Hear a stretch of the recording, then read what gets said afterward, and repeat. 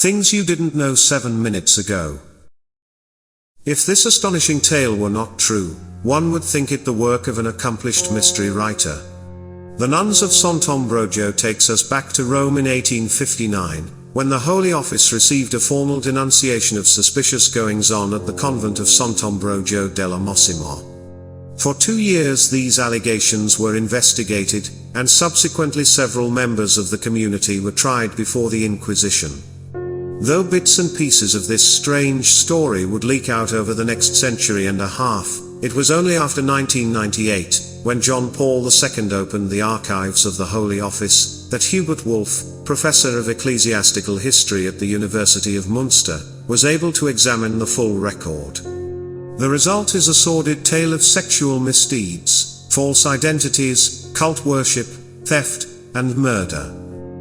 Wolff's book teems with characters, many of them trailing lengthy aristocratic names, beginning with Princess Katharina von Hohenzollern-Sigmaringen, who made the denunciation. Born in 1817, Katharina spent her childhood in liberal Catholic circles, but a visit to Rome in 1834 brought her under the influence of Karl August Graf von Ryssack, a reactionary and aficionado of women visionaries who was made cardinal by the even more reactionary Gregory XVI. Twice widowed by the age of 36, the princess resolved to become a nun, and in 1858 Ryssack placed her in the convent of Sant'Ambrogio. 15 months later she smuggled out a desperate and cryptic letter, "Save me," it pleaded, to her cousin, Bishop Gustav Adolf zu Hohenlohe und Schillingfürst, who marched into Sant'Ambrogio, rescued Katharina, and took her to his country estate in Tivoli. There, under the influence of her Benedictine confessor Maurice Walter, she recorded her tale of woe in the document that reached the Holy Office. Katharina's complaint centered on the convent's worship of a former abbess, Maria Agnese, who had presented herself as a living saint, partly via self-inflicted stigmata.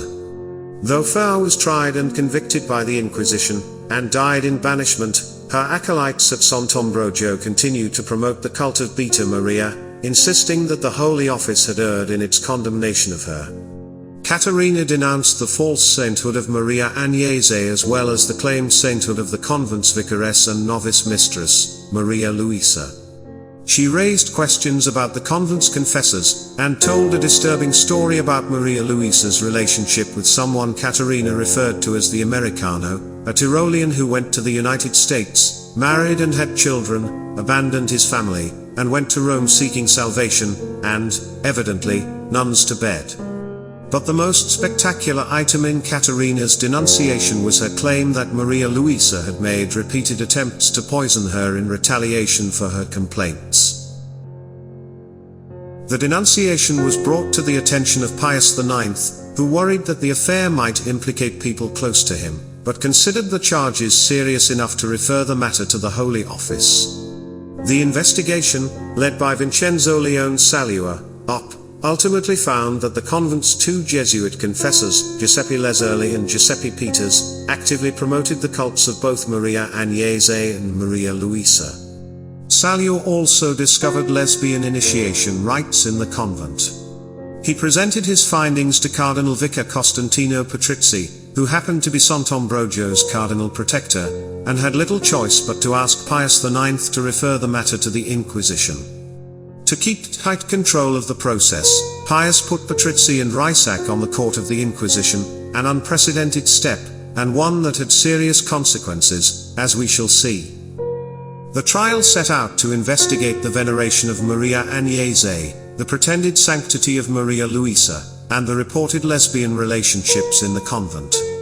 As it progressed, it uncovered not only these religious offenses but actual crimes, poisoning, and embezzlement. From December 1859 to February 1862, witnesses were interrogated, sometimes over several months, and confessions extracted. Of the late Maria Agnese, the court learned that she had claimed to have visions and to have received miraculous letters from heaven. She also seems to have introduced the lesbian initiation rites into the community. The court was distressed to learn that the convent's 2 confessors, Leserli and Peters, not only believed in the founder's holiness but actively promoted her cult. Disturbing too was the discovery that the current abbess, Maria Veronica, had herself lied to the court about the veneration of Maria Agnese and had instructed her nuns to lie as well. The story turned lurid with revelations about Maria Luisa. Born in Rome in 1832, a working-class girl who entered the convent in her teens, Maria Luisa was beautiful and charismatic. She long claimed to experience visions, ecstasies, and heavenly transports, insisting that the Virgin Mary had anointed her the firstborn daughter of the Mother of God, and had bestowed on her the costly jewelry she had in her possession. In 1857 she brought Maria Veronica a letter, ostensibly from the Virgin Mary, demanding that she, Maria Luisa, be elected vicaress. In reality, the court determined, Maria Luisa was a fraud. She had dictated the letters to a young protégé, who had beautiful penmanship. As for the jewelry, it had been bought with embezzled convent funds. These discoveries were serious enough, but more was to come. It turned out that Maria Luisa conducted not merely lesbian initiation rites but long-term affairs with several sisters, and required each sister in the convent to spend the night with her before she pronounced her final vows. Even more explosive was the Jesuit blessing, by which Peters and possibly Les Early engaged in French kissing and a good deal of fondling with Maria Luisa. The court also learned that Maria Luisa had claimed to receive heavenly instruction to end the life of one of the sisters, namely, Katharina von Hohenzollern. Katharina was poisoned repeatedly but not fatally, though 3 other nuns who earned the enmity of Maria Luisa were less fortunate. Maria Veronica eventually confessed to all the charges against her, as did Les Early, though he stood by his belief in Maria Agnese's sanctity and Maria Luisa's special gifts. The second confessor, Giuseppe Peters, was revealed to be living under an alias. In truth he was none other than Joseph Klutgen, one of the foremost theologians of the 19th century, professor at the Gregorian University and advisor to Rysak and Pius IX. The court learned that Klutgen/Peters had had an affair with a nun designated as Alexandra N in 1848-49, sexual encounters, he insisted before the court, that were purely spiritual, never descending into lust. Klutgen waffled on his knowledge of the poisonings, and vehemently defended Maria Luisa. Because he was a gifted theologian and philosopher, and, perhaps, because he had friends on the court, he was able to tie the sessions up in knots on several points.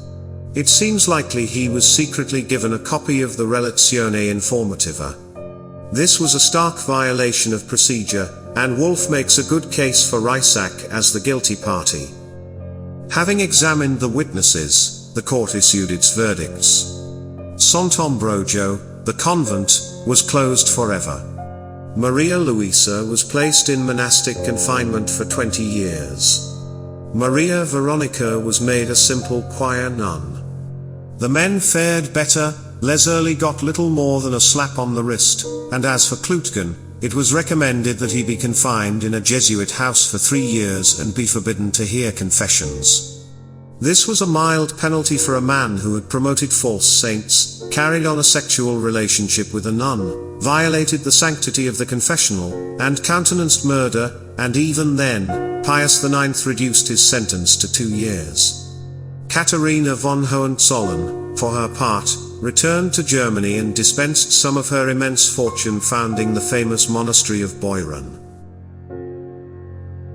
Wolff's book usefully puts the Sant'Ambrogio case into several historical contexts. First, it helps readers understand how the Holy Office and Inquisition worked in actual practice. Wolff notes the 19th century fascination with miracle stories, and observes that Rysak, Klutgen, and Pius IX were all believers in the constant eruption of the divine into the human realm. In particular, the century was a Marian era, and the proclamation of the Immaculate Conception, and perhaps also Maria Luisa's visions, fit well in a period that saw 119 reported appearances of the Virgin. Another context is more instructive and disturbing. The years when the nuns of Sant'Ambrogio were on trial witnessed 2 major battles in the Church. One hinged on centralization and papal authority, and the other on the struggle between the Guntherians and the new scholastics. Anton Gunther, 1783–1863, led a loose group of liberal theologians, staunchly anti-Jesuit, who embraced some aspects of the Enlightenment, sought peace with the secular state and dialogue with Protestants, and urged a more historical kind of theology. Arrayed against them were people like Reisak and Klutgen, who favored centralization of the Church in papal hands and a tightly defined new scholasticism in theology. Hohenlohe and Morris Walter, who rescued Katharina and fostered her denunciation, were Guntherians. Did they send the denunciation to the Holy Office in an attempt to discredit Klutgen and the Jesuits? It is also worth noting that after only 2 years of exile, Klutgen was recalled to Rome, largely on Reisach's influence, where he contributed to Tuus Libenter, 1863, which articulated for the first time the concept of the ordinary magisterium, a doctrine enshrined a few years later in De Filius and Pastor Eternus. Klutgen may have been a moral wretch, but he was deeply learned and theologically useful. The decisions in the Sant'Ambrogio case were never published. Pius IX circled the wagons and defended his associates and advisors. That such a response is distressingly reminiscent of the way the Vatican has handled the contemporary sexual abuse crisis lends the Nuns of Sant'Ambrogio a kind of reverse historical echo. Wolf leaves me inclined to view Pius's behavior in the Sant'Ambrogio case as no less a blemish on his record than the notorious case of Edgardo Mortara, the 6-year-old Italian Jew, who was taken from his family on orders from the Holy Office, because he had been secretly baptized by a Catholic family servant during an illness in infancy. Such lapses remain dismaying even today. The Nuns of Sant'Ambrogio has nearly as many characters as a Russian novel, and its presentation is dense and labyrinthine. Nevertheless, Wolf has a marvelous story to tell, and he tells it with gusto.